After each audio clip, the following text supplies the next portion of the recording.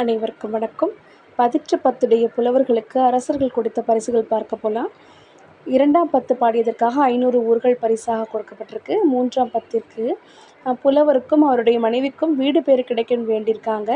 4வது பத்து பல லட்சம் பொற்காசுகளும் ஒரு ஊரும் கொடுக்கப்பட்டிருக்கு. 5ஆம் பத்திற்காக உம்பர்காடுங்கிற ஊருடைய வருவாய் முழுக்கவும் தன்னுடைய மகன் குட்டுவன் சேரலையும் கடல் பிறக்கோட்டிய செங்குட்டுவன் பரிசாக கொடுத்திருக்காரு.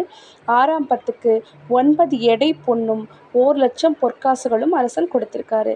7ஆம் பத்திற்காக 100,000 பொற்காசுகளும் நன்றா எனும் குன்றின் மேலேயே நின்று கண்ணுக்கெட்டிய தூரம் உள்ள நிலத்தையும் அரசன் கொடுத்திருக்காரு. 8ஆம் பத்து பாடியதற்காக 9,00,000 பொற்காசுகளும் அரசுரிமையும் கொடுத்திருக்காரு. அவர் புலவர் மறுத்துட்டு அமைச்சராக பணியாற்றியிருக்காரு. 9ஆம் பத்துக்காக ஒரு ஊரும் மாளிகை 30,000 பொற்காசுகளும் பரிசாக வழங்கப்பட்டிருக்கு. நன்றி, வாழ்த்துக்கள்.